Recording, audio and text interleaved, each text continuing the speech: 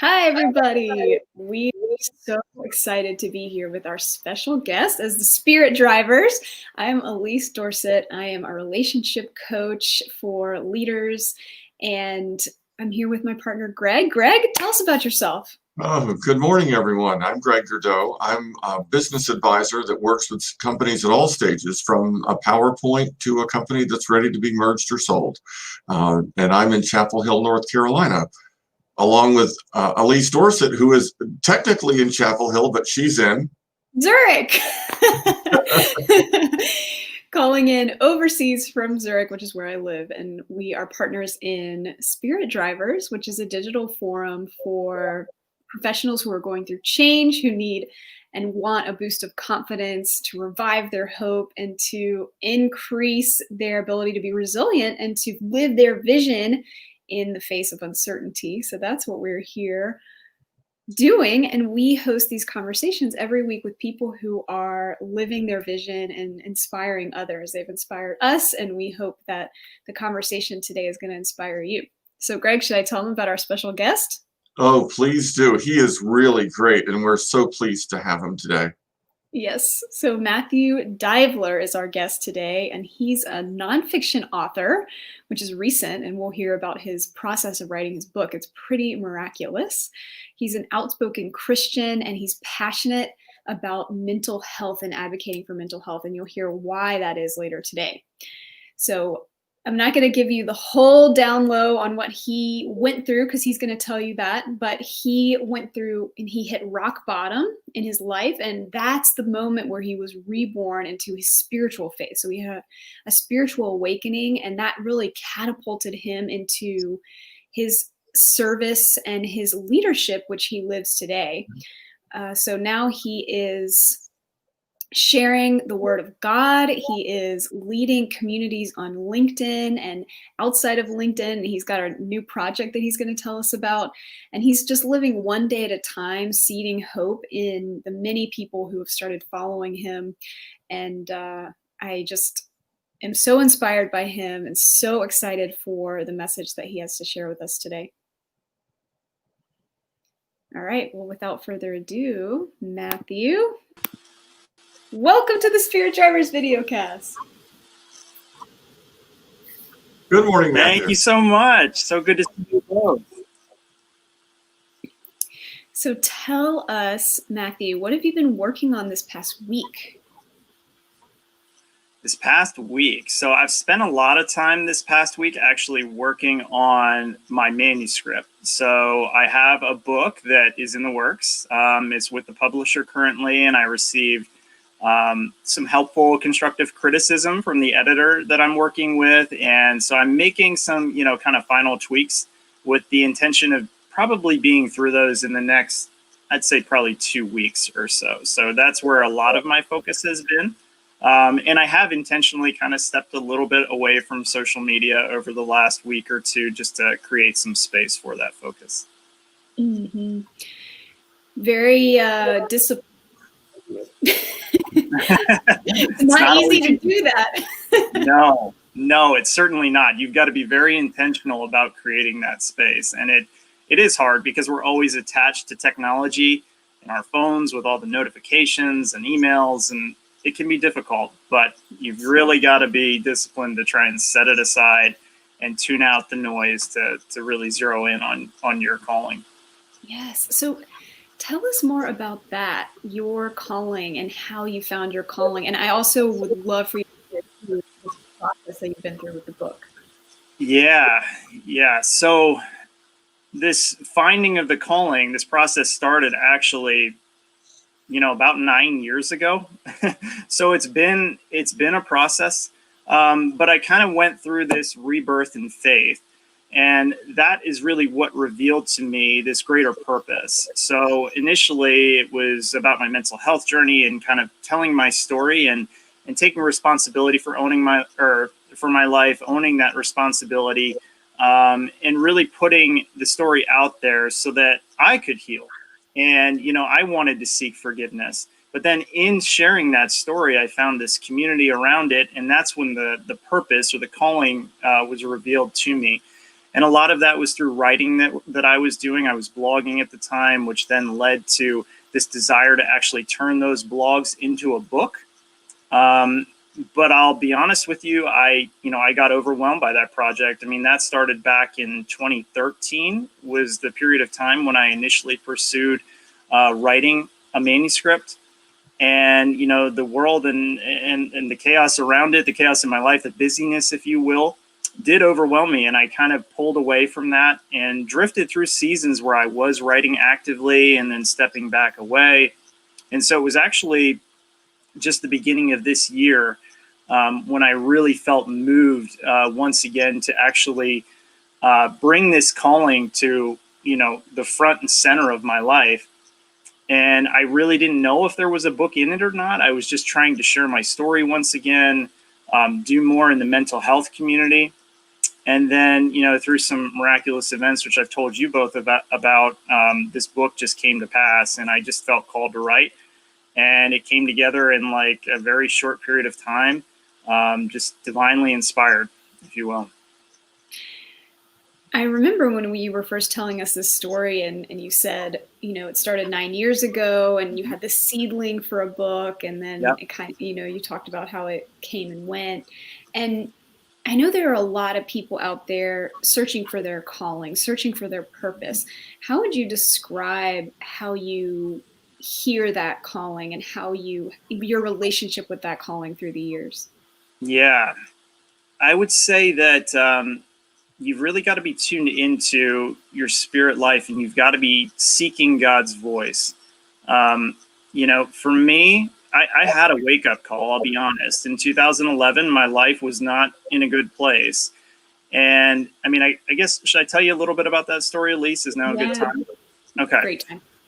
So in 2011, I was going through kind of the end of a somewhat, toxic relationship that I was in for a period of probably, 6 months or so. It was really taxing on me, and there was a lot of stress and anxiety that I was trying to suppress. And it was actually Super Bowl Sunday. I was in my car coming home from a Super Bowl party at my parents' house with that individual that I was in the toxic relationship with, and we got into a bit of an argument in the car. And I actually was forced to, pull off the road. I just got so overwhelmed with anxiety that I felt like I have to pull over and take a breath. And what overcame me in that moment was what I would, consider a nervous breakdown. For about 30 or 45 minutes, my body just, completely shook. I couldn't put a sentence together. It was, I could barely, in the moment, I really thought that I was going to need to be hospitalized. I didn't feel like I could snap out of it. It was like a panic attack, but generally the panic attacks that I've experienced have lasted, a minute or two. And then obviously you deal with the effects that linger. But this just went on. And I thought, oh my gosh, I'm never going to regain control again. And so ultimately it did pass. About a week later, the relationship ended. And I started to go through more intense anxiety, and a lot of it was a result of that experience with the nervous breakdown. So what I was most fearful of was having that type of experience again. And so if I went out into public, I was anticipating that, if I'm standing in line at a grocery store, for example, and this anxiety begins to overwhelm me, well, like the what if started playing in my head. Like, what if this happens again and I'm out in the middle of a place that I can't escape? And so that anxiety then started to, within a matter of probably, maybe 4 or 5 months or so, it really started to lead me into this captivity of agoraphobia. And the agoraphobia was like this, agoraphobia I think is defined as fear of outside spaces. Truly what it was for me was like this inability or this fear to leave my comfort zone. So if I approached like the threshold of my front door, it was hard for me to push my foot beyond it, to even do the simplest tasks like going to the mailbox or taking out the trash. And in that captivity, it was a lonely place. And, obviously my family supported me and they were there for conversation. But I really kind of felt like I needed to go through a lot of it on my own and find myself on my own. And at one point, my father actually handed me a Bible. And at the time, I was kind of resistant to the idea of it. It's like, okay, this is going to heal me.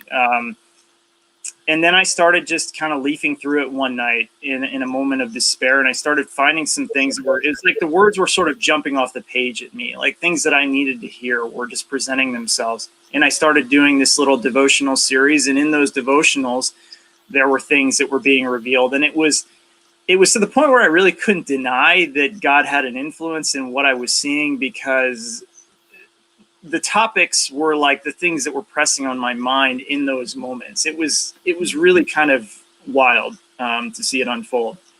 So I started to develop this relationship with him.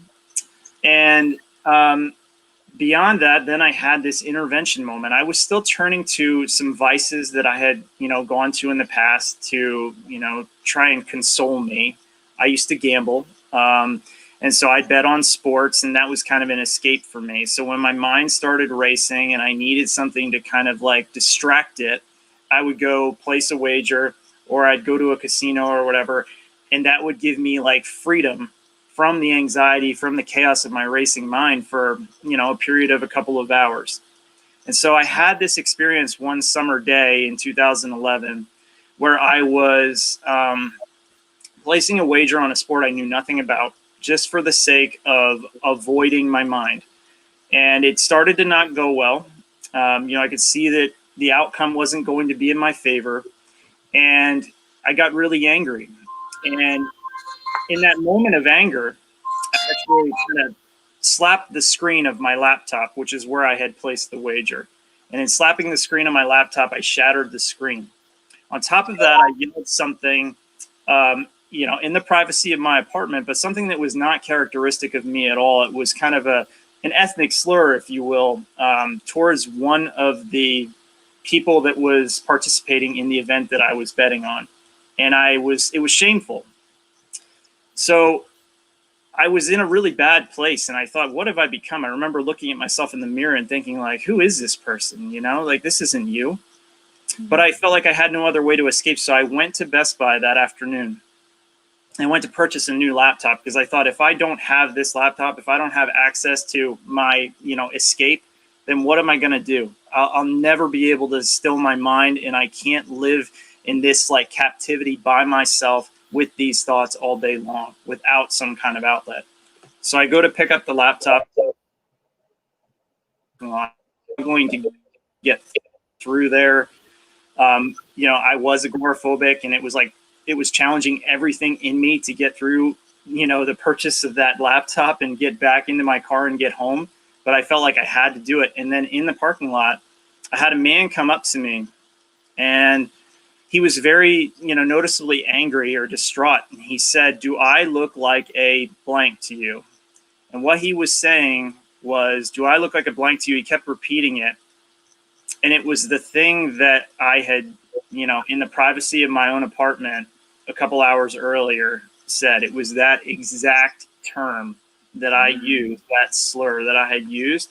He approached me in the parking lot and said that to me multiple times. And I thought, what's going on with this guy? Like, what's he upset about? I had no idea. And I just said, no, of course not. And I stepped into my car, and then the conviction just like washed over me. I knew that God was trying to reveal to me, what I had become. And I felt so dirty and shameful in that moment that I didn't, I had purchased a laptop. It's like I didn't want it anymore.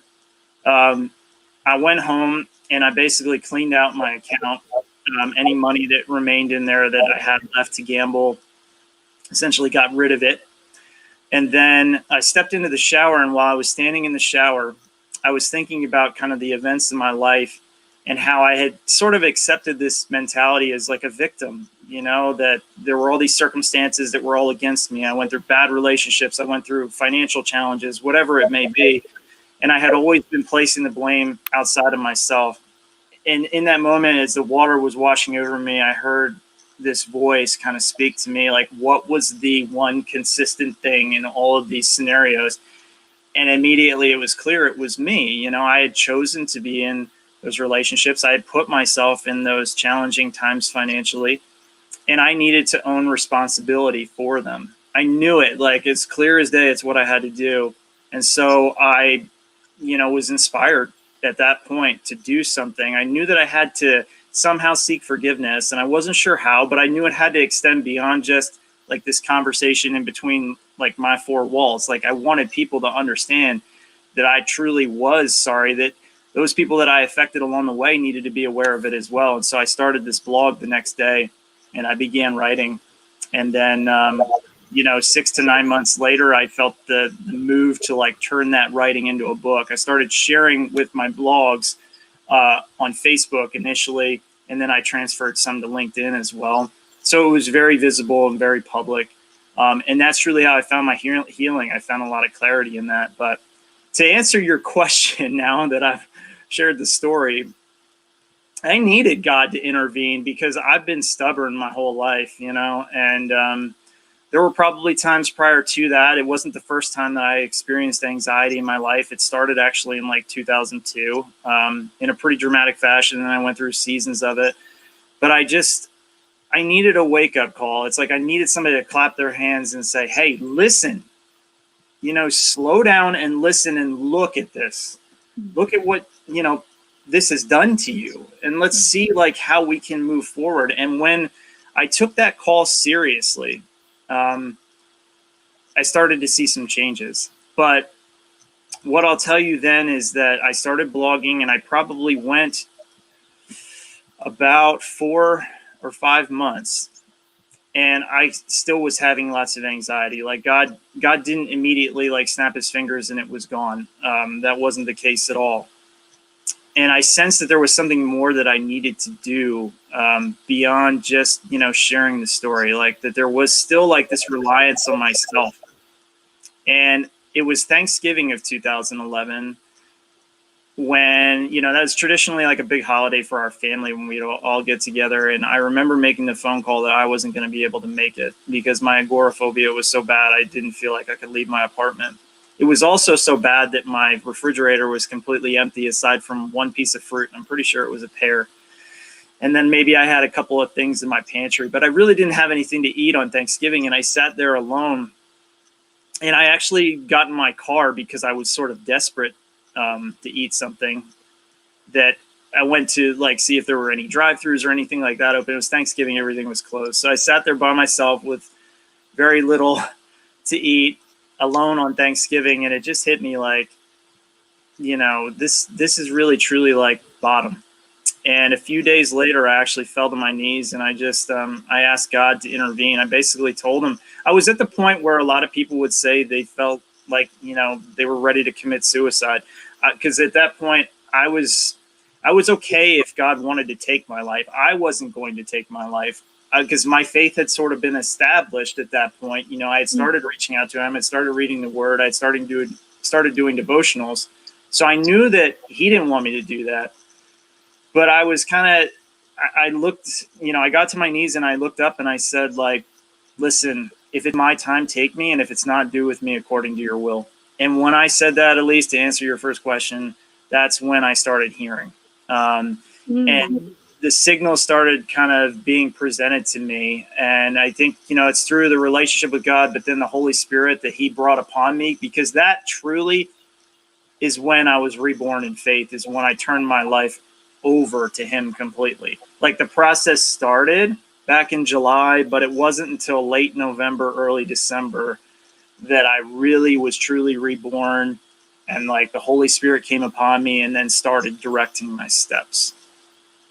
And so when the Holy Spirit comes upon you, you feel like the nudge. It's it's sort of like this gut feeling that a lot of us talk about, but it's more intense, to be honest. I mean, if you get in the presence of something that is negative or evil, you feel it. You feel yourself being led to certain paths. You feel, and I think truly, it's like you're seeking, you're anticipating that the signs are going to appear. You're anticipating the right people are going to appear, the right opportunities are going to appear. And so you're attaching meaning to everything, and it makes your life just completely different. It's just such a more fulfilling way to live. Sorry, I went a long time, and that was a long story, but I think all of it was important. Absolutely. Because it's not necessarily an easy answer.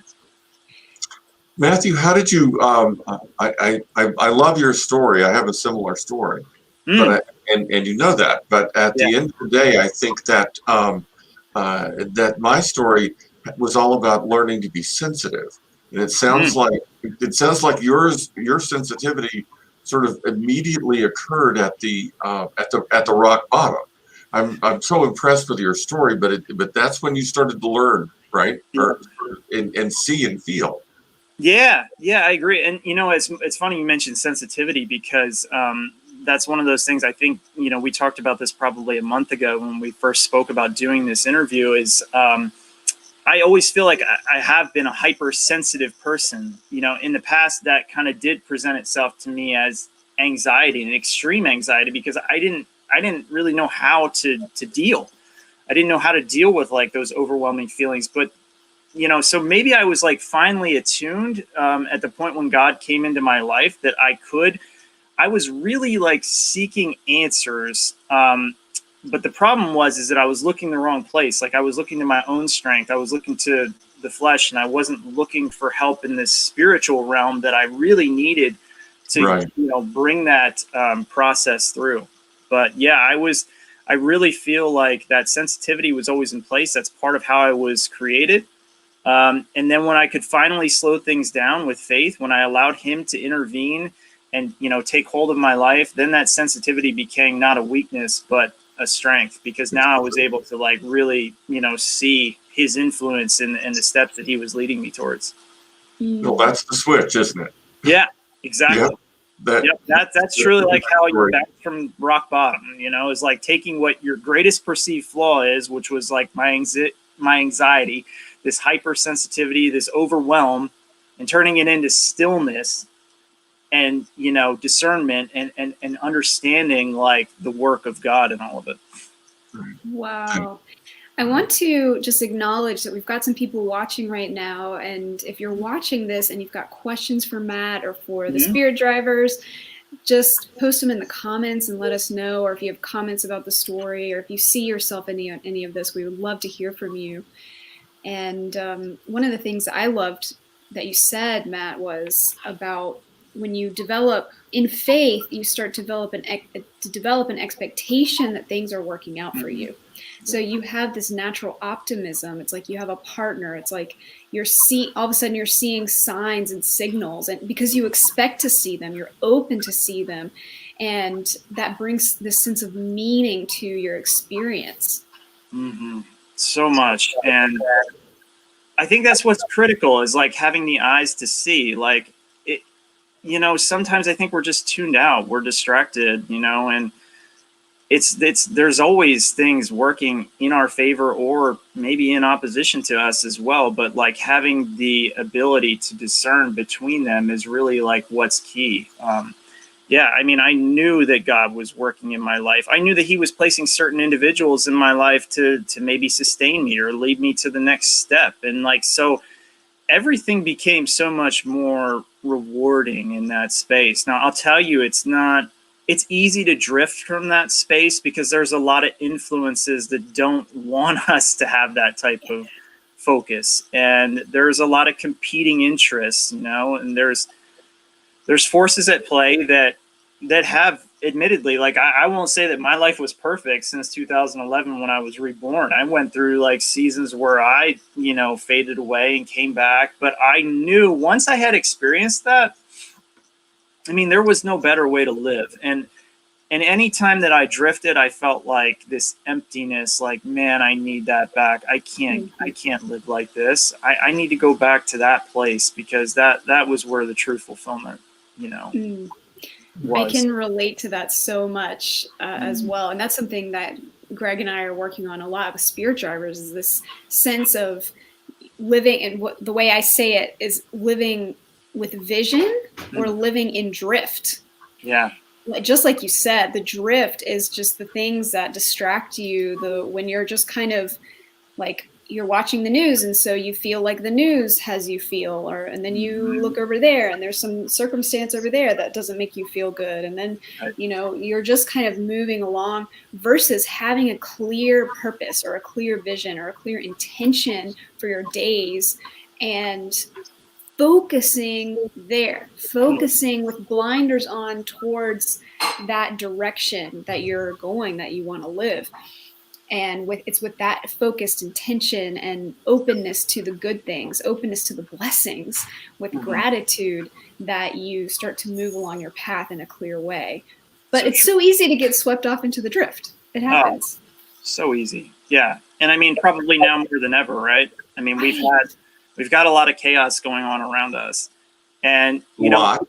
A lot. I mean, and it doesn't mean, like, when we put the blinders on, it doesn't mean that we're not aware that those things are happening, or that we don't care about, the world around us, or, the controversies, like with, politicians, or, we've got racial issues in our country. And it doesn't mean that we're, unaware, or we don't care. I mean, because we do. But I think we can stay, like, within that bubble, like you said, Elise, within, like, that community where we can continue to refuel ourselves in the midst of that. And in doing so, we're going to be better service to any of those issues that are going on around us than if we just allow ourselves to be consumed by, the chaos of, like, the media story or whatever that's attached to it. But we call that the drift. Mm-hmm. Right? We really do. And once you can get your focus back on your own vision, everything you do adds value to you, and it adds value to everyone else. And all of a sudden you have purpose and meaning, and it's very uplifting. If you can just hang on to it, right? There's so many competing things that will make you not hang on to it, or lose focus on it. But you just got to remember that your vision, your focus is the main thing. It's the thing you're valuable at, and it's the thing that brings value to you. Yeah, so, 100% agree. Yeah. So Matt, tell us, what are some of the things that you do every day to stay true to your vision, your purpose, your calling, to your connection with spirit? Yeah. So in the summertime, I went through this very transformational period. So I'll tell everybody, I haven't been immune to the effects of the pandemic. I lost my, 9-to-5 employment in the month of June. About a week after I lost my employment, I had this sense of peace come over me in the midst of that, which is important that I share too, probably, is that, I was deeply connected to my faith, and I anticipated that, just like we were speaking about, that God was going to reveal the next step to me, and that maybe this was something that had to happen for me to kind of step deeper into my calling. And so, in the midst of that, like about a week after I lost my employment, I decided to do this fast from social media. And it initially started as like an idea to do like a week away from everything, Facebook, Twitter, LinkedIn, no posting, no notifications, no checking in, nothing. And I just put my phone down, and I really started to feel like, wow, I kind of enjoy this space. And I started to see some things there. And I had actually just done a live stream with another good friend of mine. Her name is Emily Elrod, on June 30th. And at the end of that live stream, we were having a conversation, and she said, I challenge you to go 21 days because I think something is going to be for 20. Basically said like, hey, I think there's going to be more opportunity for you at the end of 21 days. Even though it's going to seem like risky or whatever, to especially like having lost my job, to give myself a month's time away from everything, not applying, not seeking nothing, just only seeking God, basically. And so I did that. I took her advice and I stepped away for a full 21 days. And then in that is where like a lot of the practices, like you asked, like what did I start to do like day to day that started to, keep me in a good place? Well, I started waking up. She actually had shared with me a book that I started reading. And I started realizing that, I needed to rise a little bit early. That was something that my mentor, if you will, had always done. He was always kind of up before the sun, ahead of the disciples, and he's spending time in prayer. And so I admired that, and I thought, all right, that's something about my life I need to change. I need to create this space for prayer and moments of clarity. And so I got up about 5:30 in the morning, and I started going to this place, this park, where I would do a run or a walk. Started as an idea to do a walk and just be in this place of prayer and praise, and then it morphed into running. And I've always been an athlete, and I've always liked to run, but now I was kind of running for a different purpose, if that makes sense. I started it wasn't about beating a time or running so many miles. It was just about I'm going to run until I feel like my prayer session or my praise session is complete. So I started doing that, and it started transforming me tremendously. And I started running further than I ever had before. I was always kind of a 2.5, 3 mile guy, and I'm running 6 miles and not even thinking twice about it. And so that started to transform me physically too, where I started to feel better. I started to feel stronger. My mindset started to grow. And I ended up losing 25 pounds over the, course of probably 2 or 3 months. 25 pounds. I was about 210 down to 185. And it was, the thing is, I wasn't trying, and that was what was so special about it, is I was just staying in the space with him.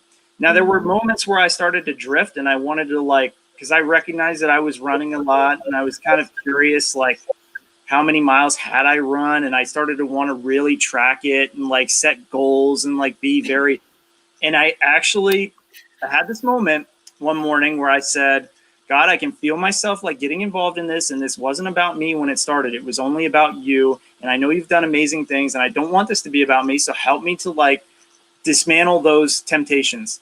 And what was crazy is that day I turned my run app on, and I started running, and I'd gone about 1.5 miles, and I checked my app, and it wasn't tracking. It had tracked less than 1/10 of a mile. And in that moment, I thought, okay, I get what you're trying to show me here. You don't want me to have this app. You don't need me to. So I stopped tracking runs, stopped tracking how long I was running, how far I was running. And I just go out and I just run and spend time with him. And that's how I've done it since. And that's been beautiful. So I'm beyond so that, inspired by that. so it's wild. So he's had some crazy influence in my life. And then, spending time in the Word, and that's been huge for me, because it is easy to drift. And I think, being intentional about seeking is really, really important right now, and turning off the outside influences. But I think a lot of it is starting your day right. I think you can set the tone in the first hour or two of your day. And if you do that, generally good things will follow.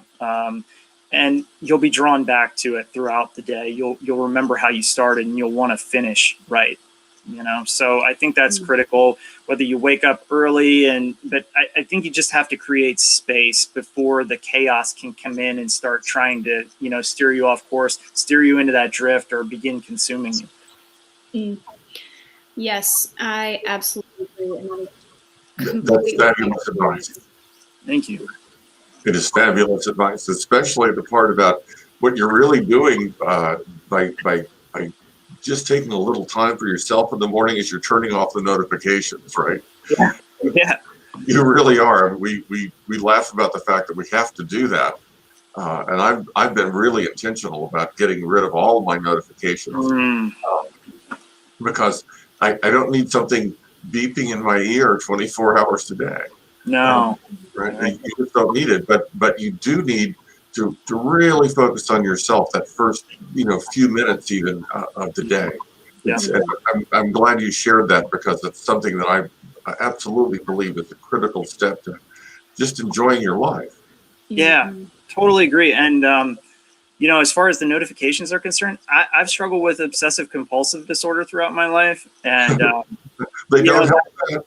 That's the source of anxiety. And the checking is something that is really because a lot of the compulsion that I feel is to be caught up, to have everything done, so if there's a notification sitting in there, it's sort of overwhelming to me to know that I haven't responded or fear that I haven't responded if there may be one there. So it's like you're always like checking, and yeah, to turn them off and to truly like fight, because it is a battle for me personally to say like when I wake up in the morning, I'm not just going to grab my phone and look at it and get, because you can get consumed in that for an hour, and then before you know it, your peace has been robbed of you, and you've wasted all of this time that you could have been more productive doing something that would be better for you. So, and in a better frame of mind, a better spirit. That's the real thing, isn't it? Yes, absolutely. Absolutely. You got to guard the spirit. Right. Yeah, and you're absolutely right. Those morning hours are so critical. I notice a huge difference. Like you set up your momentum. It's like you set your vision for the day in those first hours, and then the flow starts, and it's like you get yourself on a path, and then there's a natural flow that happens. There's a natural momentum that happens based on your set point at the beginning. Yeah. So you can, I notice a huge difference in the way I start my day, and the kind of just a pattern of things that go kind of a similar way to the energy that I started the day. It's just critical for me to do whatever I need to do to start off right. Like that's priority number one for me in the morning.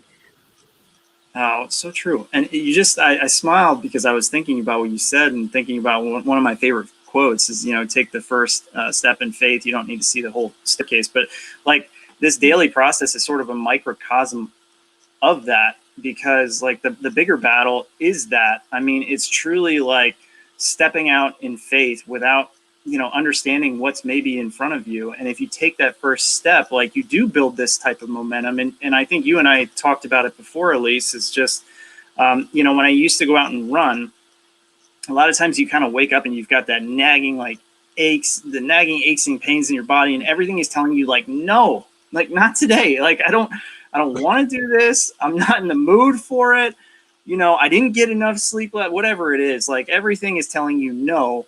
But if you go out and you just get started, if you like take that first step in faith, it's amazing how the momentum builds. And a lot of times, like for me, I'd set these milestones when I'd run. So I'd look, for a light post, or I'd look for a tree or whatever. I'd look for a crack in the sidewalk, maybe 20 yards down, and I would just try and run to that. And I'd get to that, and then I'd say, all right, I'm going to go to the next one. I'm going to go to that next tree. I'm going to go to that next light post. I'm going to go to the next crack in the sidewalk. And before you know it, I'm a mile in.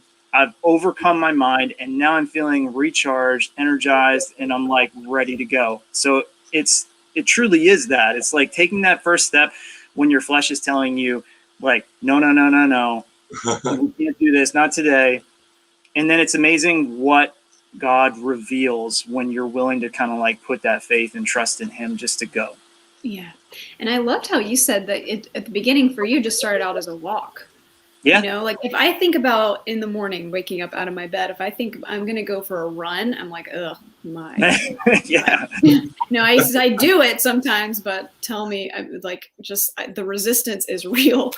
But if I say, I'm just going to go outside, or I'm just going to go out for a walk, or I'm just going to go enjoy the fresh air. Once I get out there, I'm ready to run.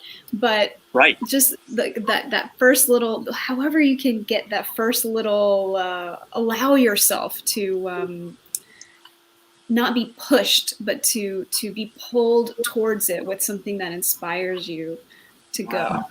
That's powerful. Yeah. I could not have said that any better. I love that. Like, allow yourself to be pulled towards it. I mean, I feel like I've experienced that many, many times. Yeah. And yeah, starting like, so when I was in that agoraphobic place, my physical health was suffering too. I didn't go outside to run. I didn't, go to the little, because I was living in an apartment complex at the time. I didn't go to the little exercise place in my apartment complex to run on a treadmill or anything. Like, I really didn't feel like I could leave.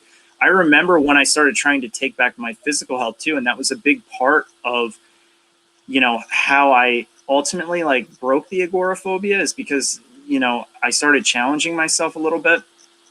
But it began with like just me jogging in place in my apartment, like literally just like I need to pick up my legs and move. And I had these crazy fears, like, you know, I've struggled with hypochondria throughout my life. So I was fearful that, maybe I'm going to have a heart attack. I mean, every time that you have a panic attack, it feels like you're dying. And so I bought a lot of those lies for a long period of time. And then one day I was just like, I've got to break free. And I started just moving my legs. And before you know it, I had gotten on that treadmill in my apartment complex. And then I really, started to feel some freedom in that. And I pushed myself and, I guess it was March. So my rebirth kind of came in November or December of 2011. So March of 2012, I actually ran like 100 miles on the treadmill in a month's time. But I did it in such a way that I would stand on that treadmill and I would envision this, like the creator's hand at my back, like that he just had his hand on me the whole time, almost like he was pushing me. And that was really, really comforting. Like anytime that I felt the adversity come in, or like I started to doubt myself, or maybe I should stop, I would just feel him there. And then I started attaching what I was doing to a greater purpose, which I think has meaning too. I share with you, I did a fundraiser for Clean Water Project in running those 100 miles. And that was powerful too. Just being in like a community and holding yourself accountable is very meaningful. It's so amazing that you say that, because that was exactly the direction I wanted to go next, which is tell us about these communities that you've created and the value for you of sharing in community, sharing your story. Because with Spirit Drivers, what we're doing is we're creating forum groups where people come together and can share their deepest stuff in community and find healing there, and also have the power of the group sharing solutions and ideas and perspectives and opening your mind to different things. So tell us about, for you, your experience of community and how that was healing for you. Well, so I'll start where it began. Like back in 2011, when I did start blogging, I found community, and they were people that I wasn't necessarily anticipating it would ever come into my life. Some of these people were people that I knew, maybe even from like 15 years prior. Like some of these people I went to school with, but never really had any kind of close relationship with. They started hearing my story and they began reaching out to me. And some of them were just trying to encourage me and give me hope. Some of them were having their own, struggles that they were going through, or new family members or friends that were going through things. And so they were seeking advice and guidance. And a lot of them were telling me like, hey, you sharing your story is really inspiring me, or it's inspiring somebody else. Like, this is awesome. Keep doing this. I hope that someday, like, I can find the strength to share mine. And so I thought, okay, this initially started just as like me taking care of me, and now I'm seeing that I can help inspire others to like, go down this path of healing. And that was extremely powerful. So I just developed a community there that I wasn't anticipating. Like, there were a lot of people that came into my life that were extraordinarily powerful, and a lot of them are in my life today still. And then beyond that, I would say like recently, when the pandemic started, and it was actually just before the pandemic started, I felt this nudge, and probably the Holy Spirit telling me to do more mental health content. And I don't know if it was this anticipation that something was coming or what, but I started doing more mental health content on LinkedIn in particular. And then when the pandemic hit, it was like, wow, now, I mean, I can see what people are going to potentially be facing, people that are forced into isolation. I knew what isolation did to me when I was agoraphobic. I knew how it affected my anxiety. And I knew people were anything that they were dealing with is probably only going to be intensified in that space. And so I wanted to do more content to support them. And I did like a 14-day series on panic and anxiety. And then I felt moved to create a community. I don't know what it was. I just thought like, there's something more to this. Like, I need to like actually touch the people. There's a lot of people engaging with the content, and that's great. But like, I want to create a space for them so that this can kind of continue. And so that's when I started the outlet. And basically what I did was people that were, engaging with my content, I invited them all into this community where it's a natural dialogue mental health community. And we don't provide therapy. We certainly don't judge anybody. We don't force anybody to share the depths of their mental health story or anything like that either.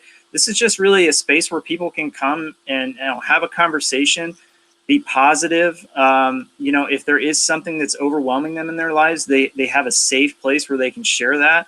And there's a community around them that will rally around their cause.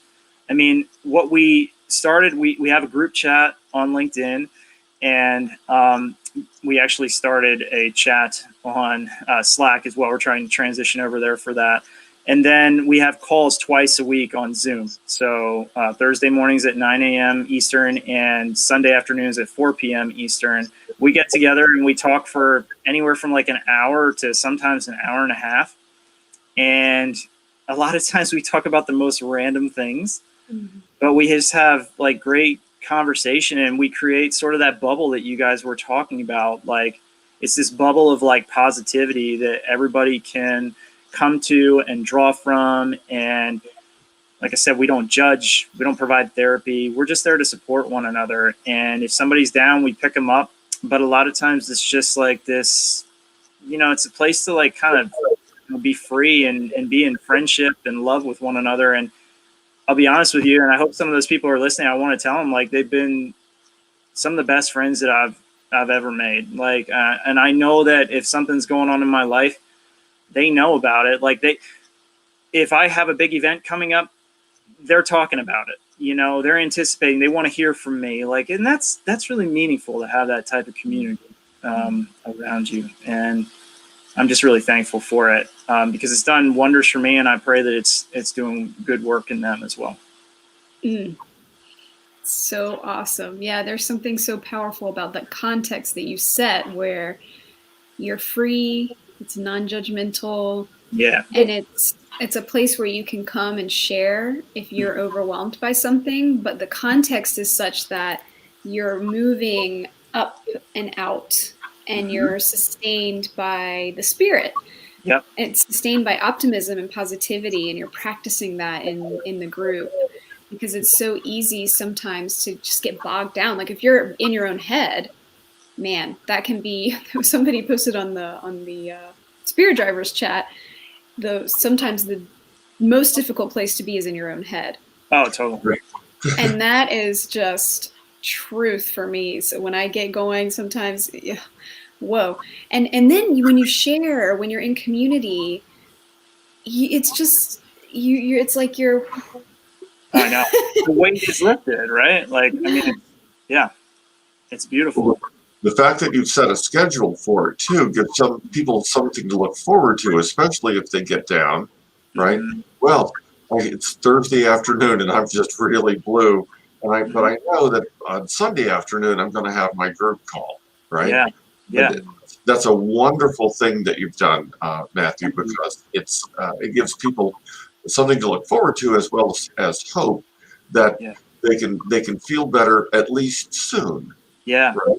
That's great. Yeah, no, I totally agree. And I've tried to be pretty disciplined about making those meetings happen all the time. There was a time, there was a meeting I recall probably a couple months ago where I wasn't able to attend, and they got on anyway. And that's what my vision for the whole thing was, is that the community will sustain itself. Like, it's not about me. It's everybody. We all own a piece of this, right? Like, I'm just the guy that started it, but I think my vision is that this can sustain itself, and that it can draw more folks in. And then, who knows? Like, we started really pretty small, but we've developed like a core foundation of people that show up every Thursday and Sunday. And like you said, Greg, like, I look forward to it too, because like Sunday afternoon has been a great time because it's like sort of this positive reset before the new week. And it's sort of like starting that Monday morning process early, like getting a jump start on it, so you get more restful sleep on Sunday night and your mind's in a positive place. And then when Monday comes rolling around and you start doing the things that you do to prepare for the day, you're already kind of like spiritually in tune. Right. I love that. Right. Well, Matt, tell us about your newest project. Yeah, so my newest project is the Lamp on the Stand Motivational Ministry. And I'll be completely honest, I don't have every detail figured out yet. What I'm doing is I'm trying to truly let the Spirit lead me. And so the first thing that God called me to do was to write the book. And that came out of that, like I said, the 21-day fast experience. And from there, I feel like it was kind of crazy because I always felt overwhelmed about the idea of a book project. And then when he led me to it and he started, kind of directing, I remember opening up a Word document, no outline, nothing, just started typing this story. And in like 3.5 weeks, I had written 190 pages, and I thought that was not me. That's not just my strength. Like there's another influence there. Now I've had to, that was a rough draft. There have been a lot of adjustments to it since. But I could see that when I was moving in alignment with his will, that amazing things could happen. And by the end of the book, I felt that I was still being called to write. So I believe that there's more books. There's going to be a Lamp on the Stand publishing, this is the first time I've ever actually shared that, but that's coming. Great. Well done. Thank you. So I've actually started a second book, but now I'm kind of in the midst of, going through some of the edits of the first one. So that's kind of been put on hold. You've already started your second one. Yeah. So amazing. Well, incredible. What's crazy is I'm like waiting for his inspiration in a sense, but this second book was something that I kind of knew I was supposed to do. It goes back about 2.5 years. Like he placed that in my heart like 2.5 years ago. And now again, it's sort of like the seed was planted and now it's beginning to sprout because I'm allowing it to, I'm allowing the space for it. And so I don't know where everything goes. I mean, I think I like the idea of, public speaking, which is crazy because it's another thing. If you knew where I was with anxiety, you would, and how I felt about getting in front of a camera or standing up in front of people, you would have never anticipated that I'd be in a place where I'd, number one, be doing this or be talking about, like, number two, that would be a part of my future is standing up in front of crowds of people and sharing my story. But that's truly like, again, like how you flip it, that greatest perceived strength has become or perceived weakness has become maybe one of my greater strengths is being able to share this story publicly. And it kind of chokes me up. I feel like a lump in my throat because it's amazing what God can do and how he can flip the situation around in your favor. So yeah, that's probably attached to it. Maybe there's a podcast at some point in time. I'm not sure how the whole business venture, comes together, but I'm not really concerned. I'm just allowing him to direct my steps and trust in his plan and remove any anxiety from it and just continue to follow.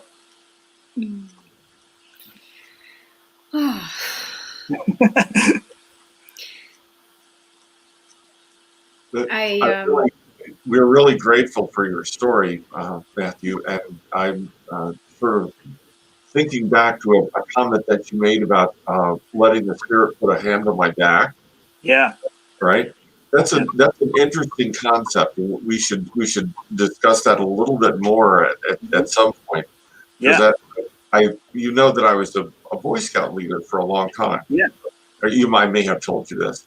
Yeah. And one of the things with somewhere between 30 and 60 or 70 people walking up a steep hill, not everybody is as good as everybody else, right? Right.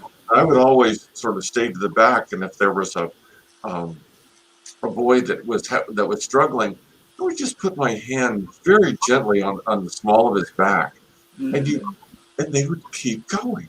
That's amazing. And they would just keep going. So if you can imagine that the Spirit is putting that hand in the middle of your back when you need a little help to keep going. Yeah. Wow. That's a powerful image. Yeah, that's beautiful, and thank you for sharing that. And yeah, it was truly like I could envision it. Another thing that I've thought over the years or have felt over the years is like an arm, as if he's standing behind me with an arm wrapped around my chest. And that's one thing that has really helped me in moments of anxiety throughout the years is that when my anxiety is racing and I'm starting to feel, a lot of times it kind of centers like in this part of my chest. And I can feel it kind of like welling up in my throat. It's sort of like when your throat starts to close up and you feel like you're having trouble breathing. I know it well. Yeah.